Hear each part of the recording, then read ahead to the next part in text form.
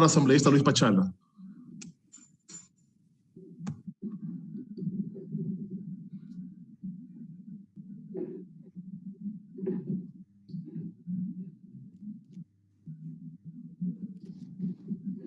Presidente, buenos días. No sé si, por favor... Asambleísta, buenos días, le escuchamos. Muchas gracias. Queridos ecuatorianos, señor presidente, señores legisladores, buenos días. El mejor legado que todos nosotros, presidente, podemos dejar a la nueva asamblea es un marco jurídico eficiente que permita recobrar la siempre desgastada confianza institucional, mejorando aquella percepción ciudadana que hoy se ubica en uno de sus peores momentos como Asamblea Nacional. La legislatura no es sino el reflejo de lo que es la sociedad. Un país fragmentado, dividido y enfrentado proyectará esa misma realidad frente a los ojos de los mandantes. El debate y la contraposición de ideas son un ejercicio legítimo dentro de un parlamento, pero eso genera un desgaste y ese desgaste pasa factura. Pero créanme, colegas legisladores, que este escenario de pugnas ideológicas, confrontaciones e intensos debates es preferible a un estado de sumisión en la que la Asamblea, como en aquel entonces del periodo anterior, fue patio trasero del Ejecutivo, donde el trabajo legislativo de aquel entonces lo hacía la Secretaría Jurídica de la Presidencia de la República mediante el envío de proyectos elaborados a la medida y aprobados sin debate legislativo. Ese costo social y político lo estamos pagando ahora y con creces. El escrutinio público está sobre la Asamblea. El pueblo ecuatoriano, nuestros mandantes, están atentos a lo que hagamos o dejemos de hacer, señores legisladores. ¿Cómo no va a estar indignado el pueblo ecuatoriano cuando un grupo de asambleístas se refugian en la embajada mexicana? Luego de 3 meses parten para México y siguen siendo asambleístas porque no tenemos en la actual ley un mecanismo para procesar y resolver esos temas. Por ello es de vital importancia las reformas a la ley orgánica de la función legislativa. La pandemia y las urgencias de la agenda legislativa han marcado los ritmos de este proceso de aprobación. El resultado es incierto. Reformas positivas, aspectos mejorables y temas que no se han abordado es la tónica de este proyecto de reforma. En política se sostiene que las sociedades alcanzan estabilidad, crecimiento, prosperidad, respeto cuando son capaces de construir instituciones sólidas y reglas que todos los ciudadanos sepamos acatar. Un país sin instituciones ni políticas de largo alcance permanece a la deriva y con frecuencia es manejada por algún caudillo redentor, portador de su verdad, de manos limpias y corazones ardientes, que con un discurso pomposo y milagrero de espectáculo y comedia, eso lo pasamos recién. Nadie nos ha dicho, lo hemos vivido, queridos colegas. Con el objetivo de realizar aportes que coadyuven positivamente a la construcción de este proyecto de reforma, me permití realizar algunas observaciones, tanto a título personal que también lo han hecho muchos compañeros de mi bancada, para que la norma sea más expedita, más técnica, aclaratoria. Debo reconocer a la comisión el haber recogido algunas de las observaciones propuestas desde nuestra óptica y nuestra bancada. El crear un comité de ética para sancionar a asambleístas denunciados por corrupción, que será un órgano permanente con al menos 5 integrantes, este se encargará de conocer y sustanciar las denuncias sancionados con destitución y con recomendación al Pleno. Es positivo. Se aclara el marco normativo que regula sobre las votaciones requeridas para diferentes asuntos, incluidos aquellos que presentados en forma de resolución por el fondo, requerirían una mayoría calificada.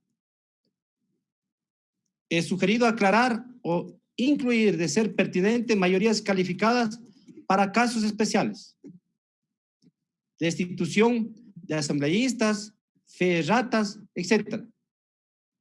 Establecer con claridad meridiana las convocatorias del CAL, que en la práctica parlamentaria el Consejo de Administrativo Legislativo es convocado con 24 horas de anticipación.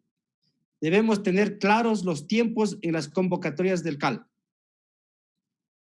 Dar un espacio real en democracia para la autoconvocatoria, por decisión de la mayoría absoluta de los asambleístas, es otra de las propuestas. Esto es básico en un parlamento.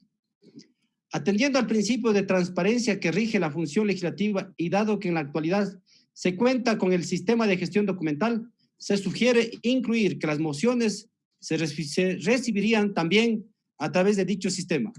Ello facilita la difusión de los diversos textos y garantiza que los legisladores estén plenamente informados sobre los asuntos a votar, tal cual se viene realizando desde hace algún tiempo atrás. En este mismo artículo, y en virtud de que en la práctica la Secretaría General cumple con estas funciones, sugerí incluir las siguientes atribuciones: validar los requisitos de forma de las solicitudes de modificación del orden del día, realizar las correcciones de estilo y forma sin afectar el fondo de las resoluciones y leyes aprobadas por el Pleno de la Asamblea Nacional previa validación del o del asambleísta ponente. Incluir en la ley orgánica, en la ley de las disposiciones contenidas en el reglamento orgánico funcional de la Asamblea Nacional relativas a la designación del prosecretario general temporal. He propuesto incluir un artículo que establezca el mandato de seguimiento de las leyes aprobadas por la Asamblea Nacional. Esto es fundamental para tener un aporte efectivo y conocer el nivel de cumplimiento de las leyes que desde el Poder Legislativo se aprueba y evitar que caiga en letra muerta. Es indispensable clarificar en qué casos se puede presentar informes de minoría, en qué momento y bajo qué condiciones podrán ser conocidos por el Pleno, pues la ley solamente se refiere hoy a los informes de minoría en segundo debate. Aclarar el trámite a seguir en las objeciones parciales y parciales por inconstitucionalidad, señalando que el término legal para resolver la objeción se encuentra suspendido, mientras la objeción de inconstitucionalidad se resuelve y en qué momento empiezan a correr los 30 días. Señores legisladores, es imperativo regular y limitar el número de solicitudes del cambio del orden del día. Estos alteran por la cantidad de peticiones la planificación de la agenda legislativa. Se han llegado a presentar alrededor de 12 cambios en una sesión. Esto obstaculiza el trabajo legislativo, es un tema que se debe ser regulado. El hecho de que determinados funcionarios públicos no pueden ser llamados al seno de la Asamblea Nacional por no ser ministros de Estado cuando tienen funciones de dirección y representación y son responsables de la marcha institucional, no pueden ser sujetos a juicio político.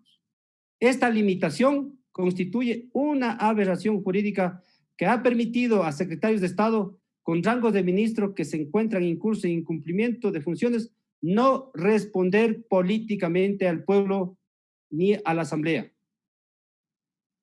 El rol del ponente debe ser revisado de manera técnica. No puede ser posible que su sola voluntad esté por encima de una mayoría y que faltando minutos para la votación, en segundo debate se recogen observaciones que no fueron debatidas en la comisión. Toda observación debe pasar por el debate en el seno de la comisión.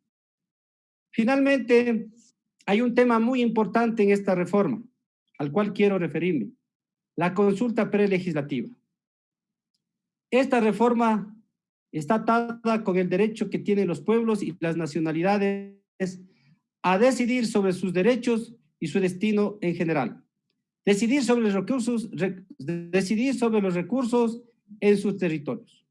Un derecho que, dicho sea de paso, fue vedado en la década perdida cuando se feriaron las concesiones mineras con los peores postores, con los chinos y sus prácticas ambientales irresponsables. Aparte de eso, la reforma propuesta sobre la consulta prelegislativa presenta algunos inconvenientes desde la técnica legislativa y el mismo carácter democrático y representativo del Estado. Ya existe el derecho de los ciudadanos en general a ser escuchados. El artículo 137 de la Constitución ya prevé que las ciudadanas y los ciudadanos que tengan interés en la aprobación de un proyecto de ley o que consideren que sus derechos puedan ser afectados por su expedición podrán acudir ante la comisión y exponer sus argumentos. Esta es una norma amplia y suficiente para dar voz a los ciudadanos interesados. Crear este procedimiento más bien daría mayor burocracia más al proceso de formación de la ley. Inclusive, el numeral 17 del artículo 57 ya reconoce que los colectivos tienen el derecho a ser consultados ante la adopción de una medida legislativa que puedan afectar sus derechos colectivos. Así, no se necesita dar un alcance a nivel legal de este derecho constitucional. La consulta prelegislativa se enfoca en los derechos colectivos que tienen los actores. Estos deben circunscribirse al artículo 57 de la Constitución, que da un catálogo de derechos colectivos. No obstante, que este catálogo de derechos entran varias cuestiones que pueden degenerar en una manipulación normativa de parte de los colectivos que actúen de mala fe. Por ejemplo, si se llegase a encontrar una relación entre un derecho colectivo y los derechos laborales, ciertos colectivos pueden vetar una reforma laboral necesaria para el país. Problemas particulares con efectos generales. Las leyes son normas jurídicas con efectos generalmente obligatorios. Esto significa que tienen aplicación para todos los ciudadanos de la República. En este sentido, una posible afectación a un derecho, a un interés particular, no puede frenar la aplicación de una ley con efectos para todo el país. Ya existe la consulta previa. Al ser derechos e intereses particulares, se requieren soluciones con efectos particulares. En este ámbito, la solución por excelencia es la consulta previa, libre e informada sobre el manejo de recursos